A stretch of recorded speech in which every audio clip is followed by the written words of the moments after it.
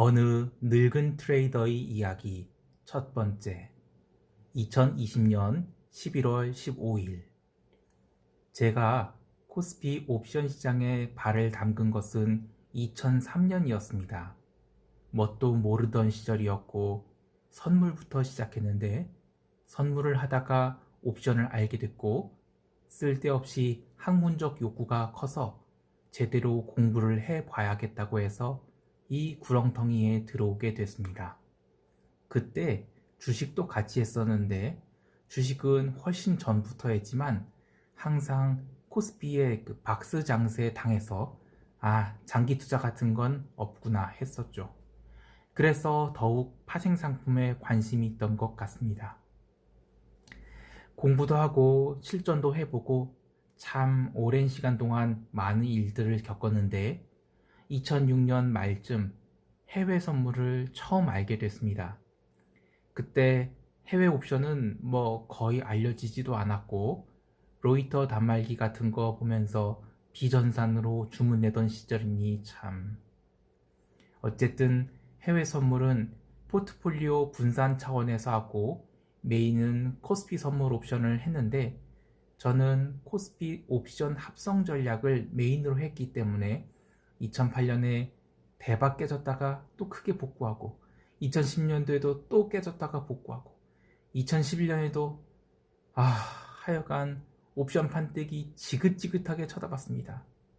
그러면서 점점 해외 선물에 대한 가치 발견을 하기 시작했는데요. 2014년도부터는 해외 선물 비중을 좀 크게 가져가고 나중에는 해외 옵션도 손대기 시작했죠. 그리고 2015년 말에 코스피 옵션 거래에서 은퇴하기로 결정하고 해외 선물과 옵션에 집중했는데요.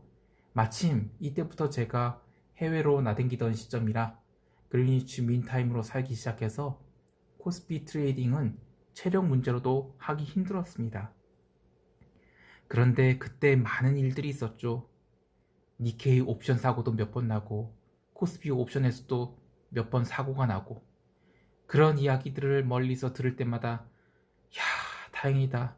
나에게 그런 일이 안 터져서 그러고 살았지만 한편으로는 시장 모니터링은 계속했기 때문에 2017년까지 이어졌던 해도 너무한 이 저변동성 장세를 보면서 저거 분명히 사고 날 텐데 했었죠.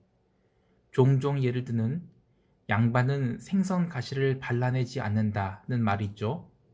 변동성 매도자들이 생선 가시를 발라내는 정도로 탐욕을 부리는 것을 보면 반드시 입천장에 큰 구멍 날 텐데 나는 저런 짓 하지 말아야지 하면서 그나마 좀 더 변동성이 큰 시장을 찾아다녔는데 해외 선물 옵션이 딱이었습니다.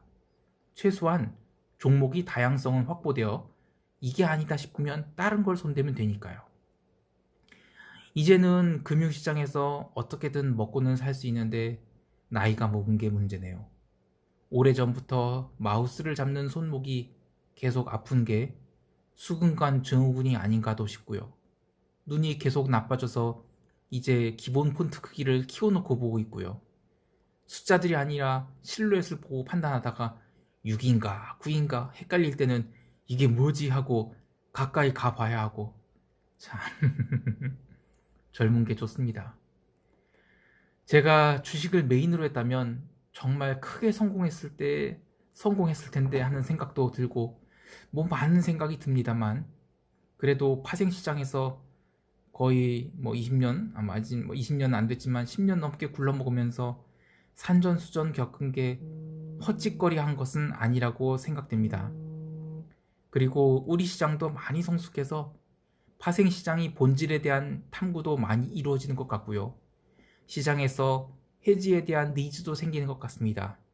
글로벌 시장에 대한 투자 수요도 생기고 있고 롱 온리 전략이 아닌 숏에 대한 개념도 생겨나가는 것 같고요. 시장 참여자들이 인식 개선과 함께 질적 수준도 양적 수준도 모두 비약적인 발전이 생겼다고 봅니다. 앞으로도 계속 그러할 거라고 보고요.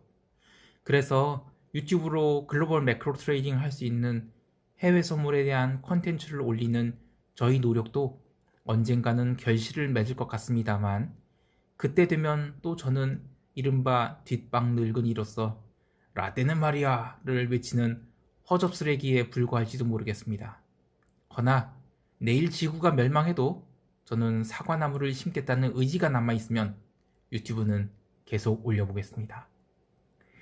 오늘 트레이더의 이야기 두 번째인데요.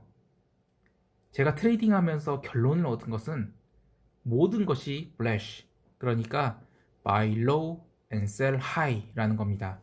싸게 사서 비싸게 팔던, 비싸게 팔아서 싸게 걷어내든 어쨌든 모든 게 그런 건데요. 그래서 그런 것을 모두 speculation, 즉 투기 거래라는 거라고 합니다. 그런데 혹자는 이러죠. 기간이 측면에서 단기 거래는 투기이고 장기 거래는 투자라고 하는 분도 있더군요. 제 생각에는 각각이 거래에 대해서 이 면죄부를 주거나 또는 상대방과 이 차별화를 하려는 시도일 뿐이고요. 그거는 이미 투기 거래에 대해서 사회적 인식이 부정적이기 때문에 그렇게 탈출구를 만드는 것이라고 봅니다. 그런데요, 제가 좋아하는 책이 있어요.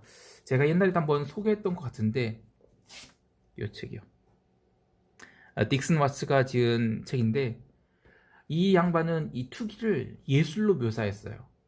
그리고 오히려 이 투기의 대척점인 것을 도박으로 얘기를 했죠. 그러면서 투기라는 행위가 얼마나 고귀한지를 설명했는데요. 신중하게 판단해서 빠르게 실행에 옮기는 것, 그걸 둘 다 잘해야 투기라는 겁니다.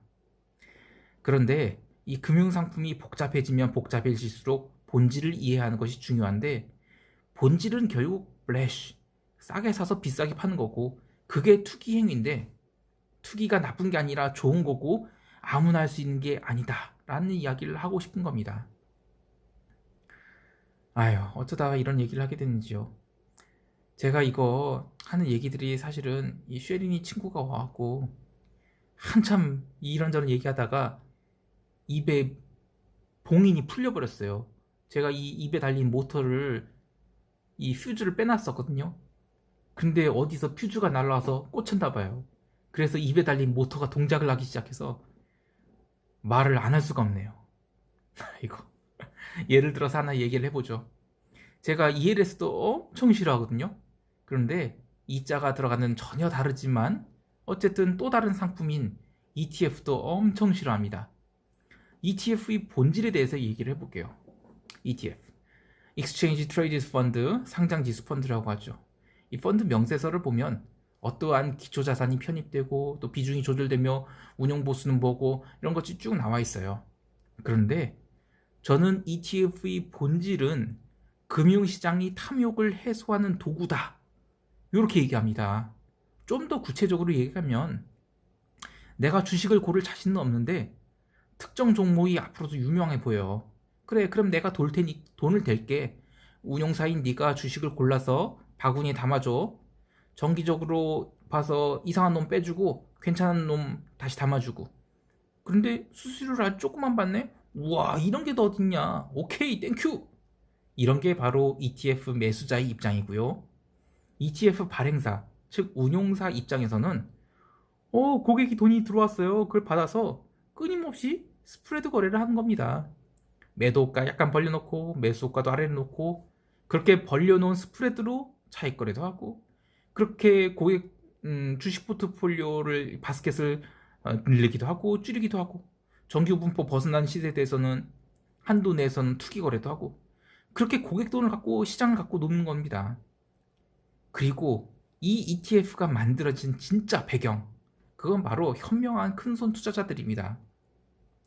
이분들은 자신들이 인사이트로 특정 업종이 아주 유망할 거라고 보고 해당 섹터를 대량 매수를 했어요. 근데 이걸 시장에서 팔자니 소화가 안 됩니다.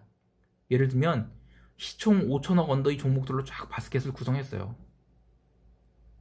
아이그, 이 바스켓 말이에요. 제가 이거 영어로 표현을 못 하겠는데 아무튼 제가 엄청 싫어하는 겁니다. 어쨌든 이게 10배를 가버린 거예요. 그래서 시총이 뭐 바스켓을 까보면 뭐 조 단위예요 다. 그래서 이게 5조짜리 바스켓이 돼버렸어요. 근데 이걸 한 명이 갖고 있는 게 아니죠. 여러 명이 바스켓인 뭐 이거를 소화를 해줄 시장 참여자들이 필요한 거예요. 그럼 누가 해주냐? 바로 ETF 매수자들이 이걸 소화해 주는 거죠. 이 큰손들은 운용사들한테 야, 이걸로 소화를 해야 된다. 너희들이 세일즈를 해자오. 마침 해당 섹터 유망하다고 열심히 세일즈를 합니다. 네, 탐욕이 가득한 이 멍청한 ETF 매수자들한테 스마트한 큰손들이 자기 포트폴리오를 덤프를 하는 겁니다. 탐욕이 가득한 운용사들은 그런 상품 출시해서 스프레드를 취하는 거고요. 그런데 금융시장 대부분이 이렇습니다. 이런 게 자본주의인 걸 어떻게 합니까? 이 바닥에서 밥 벌어먹고 있는 게 참 부끄럽지만 이게 현실입니다.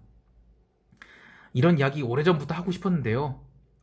대부분한테는 이 개소리죠. 그래서 최대한 참고 지냈는데 오랜만에 쉐린 친구와 함께 이야기를 나누다가 이 모터에 발동이 걸렸어요. 그래서 이렇게 떠들어 봅니다.